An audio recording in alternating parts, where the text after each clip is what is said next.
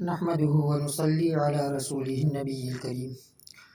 گزشتہ درس میں بات یہ چل رہی تھی کہ رمضان المبارک سے متعلق مسائل سیکھنا اور سیکھ کر خود عمل کرنا رمضان المبارک کی اصل روح تک پہنچا دیتا ہے۔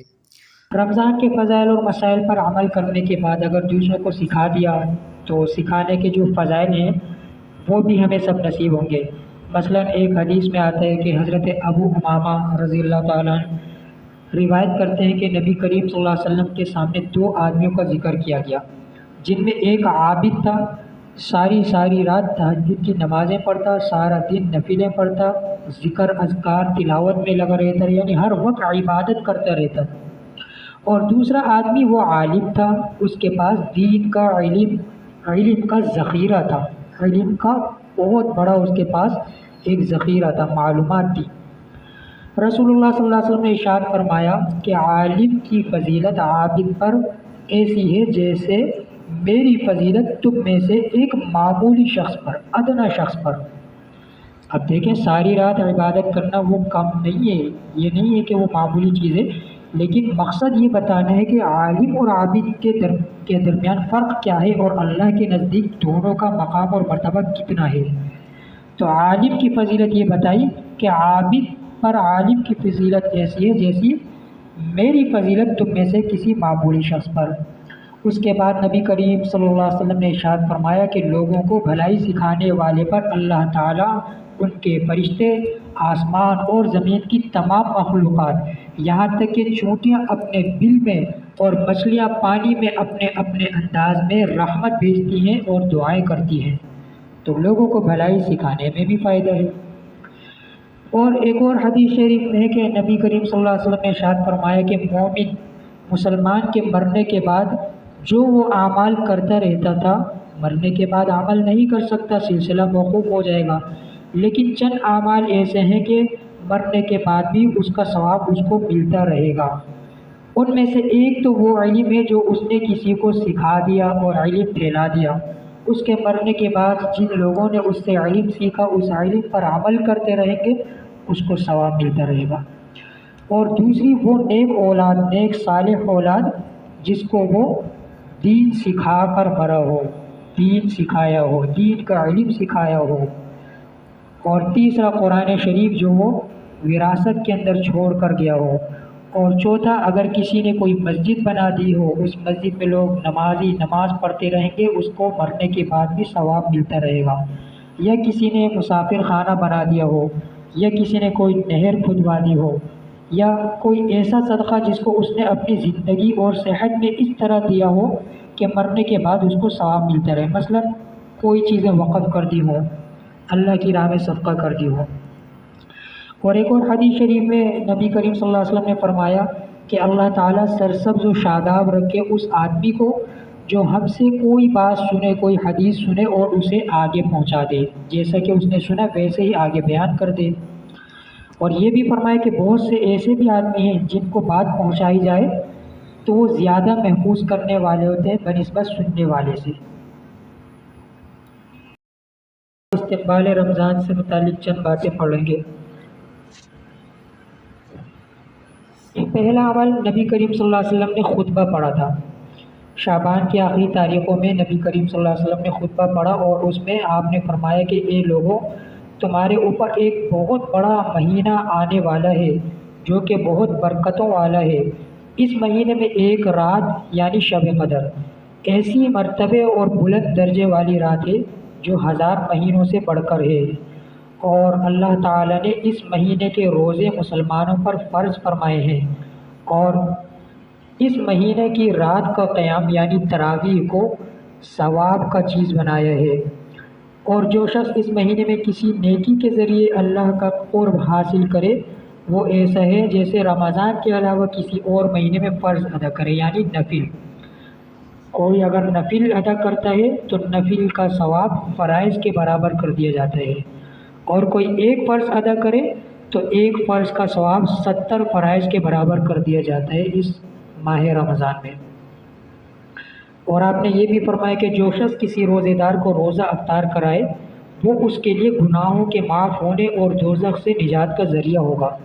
اور اس روزے دار کے ثواب میں کوئی کمی نہیں آئے گی۔ اچھا، جب یہ بات آپ نے ارشاد فرمائی تو صحابہ کرام رضوان اللہ علیہم اجمعین نے عرض کیا کہ یا رسول اللہ، ہم میں سے ہر شخص تو اتنی حیثیت اور وسعت نہیں رکھتا کہ روزے دار کو روزہ افطار کرائے، پیٹ بھر کر کھلائے۔ تو آپ نے ارشاد فرمایا کہ اگر کوئی شخص ایک روزے دار کا روزہ صرف ایک کھجور سے یا پانی کے یا دودھ کے گھونٹ ہی سے روزہ کھلوا دے تب بھی اللہ تعالیٰ اس کو اتنا ہی ثواب عطا فرمائیں گے۔ مطلب یہ کہ روزے دار کو بھی پورا ثواب ملے گا اور افطار کرانے والے کو بھی، اور یہ ضروری نہیں کہ پیٹ بھر کر کھلائے۔ اس مہینے کے بارے میں فرمایا کہ پہلا عشرہ، پہلے شروع کے 10 دن رحمت کے ہیں، اور درمیانی 10 دن دوسرا عشرہ مغفرت کا ہے، اور آخری 10 دن آخری عشرہ دوزخ سے نجات، دوزخ سے آزادی کا ہے۔ اور فرمایا کہ جو شخص اپنے ملازمین پر اس مہینے میں کام کے بوجھ کو ہلکا کر دے، اللہ تعالیٰ اس کے گناہ بخش دے گا اور جہنم سے آزاد کر دے گا۔ اور یہ بھی فرمایا کہ تم رمضان میں 4 کاموں کا زیادہ کثرت سے اہتمام کرو۔ پہلی 2 چیزیں کلمہ طیبہ اور استغفار کی کثرت، اور دوسری 2 چیزیں بتائیں جنت کی طلب اور دوزخ سے پناہ مانگنا۔ کلمہ طیبہ اور استغفار کی کثرت۔ کلمہ طیبہ تو ہم سب جانتے ہیں، لا الہ الا اللہ محمد رسول اللہ۔ اور استغفار کے بارے میں استغفار کے کئی جملے ہیں، کئی کلمے ہیں۔ مختصر ترین جو استغفار ہے استغفر اللہ و اتوب الیہ، یا صرف استغفر اللہ کہہ لیا جائے یا اللہم اغفر لی کہہ لیا جائے تو یہ بھی کافی ہوتا ہے۔ اور 2 باتیں جو بتائیں جنت کی طلب اور دوزخ سے پناہ، تو اس کے لیے مختصر سے دعا ہے اللہم انی اسألک الجنہ واعوذ بک من النار، اللہم انی اسألک الجنہ واعوذ بک من النار۔ اگر کسی کو یہ عربی میں دعا یاد نہ ہو تو اردو میں یا اپنی زبان میں بھی دعا کر سکتا ہے کہ یا اللہ میں آپ سے جنت کا سوال کرتا ہوں، جنت طلب کرتا ہوں اور دوزخ سے آپ کی پناہ مانگتا ہوں۔ اور یہ بھی فرمایا کہ جو شخص کسی روزے دار کو پانی پلائے گا قیامت کے دن اللہ تعالیٰ اس کو میرے حوض کوثر سے ایسا پانی پلائے گا کہ اس کے پینے کے بعد جنت میں داخل ہونے تک پیاس نہیں لگے گی۔ تو گویا کہ یہ مبارک مہینہ بہت ہی زیادہ برکت والا مہینہ ہے۔ اور رمضان کے فضائل میں ایک حدیث یہ بھی آپ نے ارشاد فرمائی کہ رمضان کے 5 خصوصی انعامات روزے دار کو دی جاتے ہیں۔ نمبر 1، روزے دار کے منہ کی بو جو بھوک کی وجہ سے پیدا ہو جاتی ہے، اللہ تعالیٰ کے نزدیک مشک سے زیادہ پسندیدہ ہے۔ مشک تمام خوشبو میں سب سے زیادہ بہترین اور اچھی خوشبو کو کہتے ہیں مشک، تو اللہ کے نزدیک روزے دار کے منہ کی بو اتنی زیادہ پسندیدہ ہے، مشک سے بھی زیادہ پسندیدہ ہے۔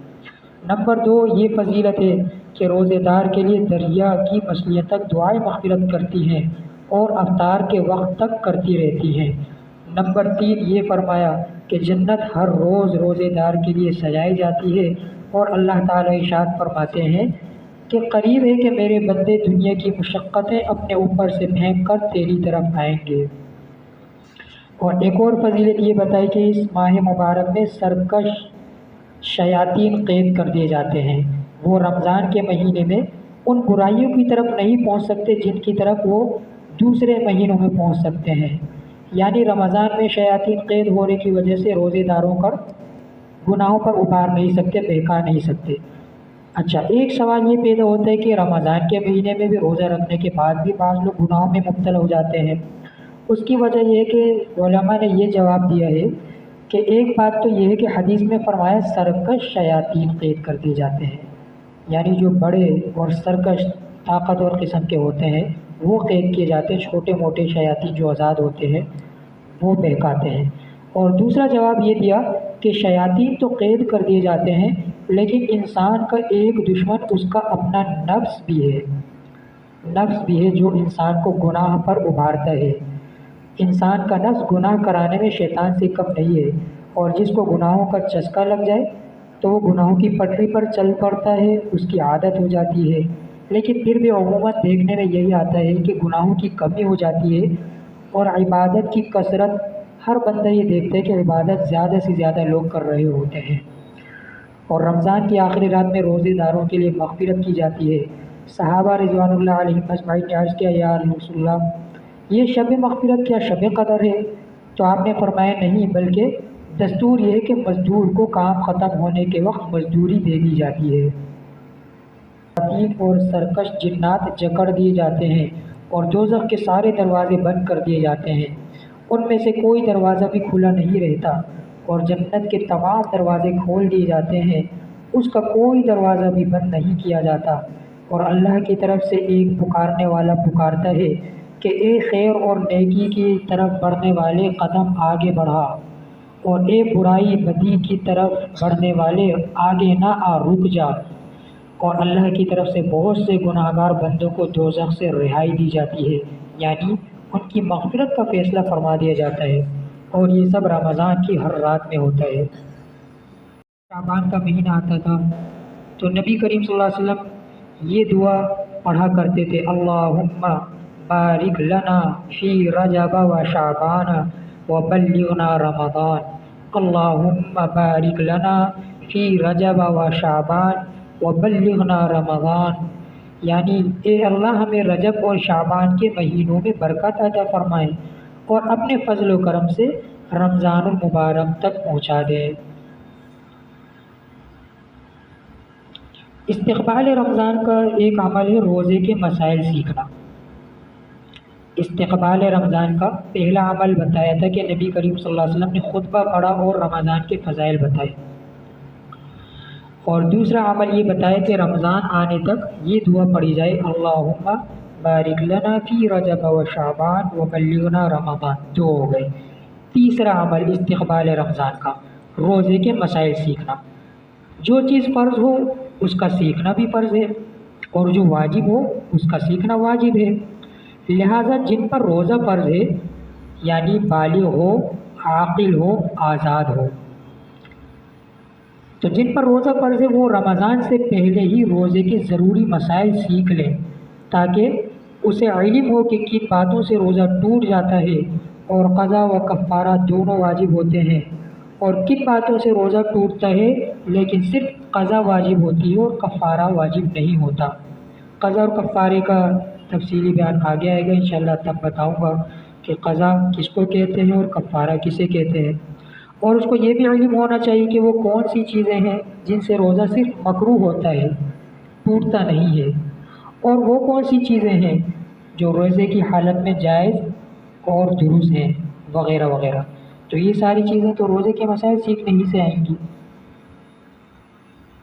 اور روزے کے مسائل سیکھنا اس لیے بھی ضروری ہے کہ دیکھیں ایک حدیث میں ہمارے پیارے نبی کریم صلی اللہ علیہ وسلم نے ارشاد فرمایا کہ جو انسان روزہ رکھے اور روزہ رکھنے کے بعد گناہوں سے نہ بچے، اللہ کی نافرمانیوں سے اجتناب نہ برتے، تو اللہ رب العزت کو اس کے بھوکا پیاسا رہنے کی کوئی ضرورت نہیں، کوئی حاجت اور احتیاج نہیں۔ مطلب یہ ہے کہ خالی بھوکا پیاسا رہنا مقصد نہیں ہے، مقصد یہ ہے کہ روزہ رکھنے کے بعد کن چیزوں کا اہتمام کرنا ہے اس کو سیکھنا ہے، وہ آگے انشاءاللہ ذکر کیے جائیں گے۔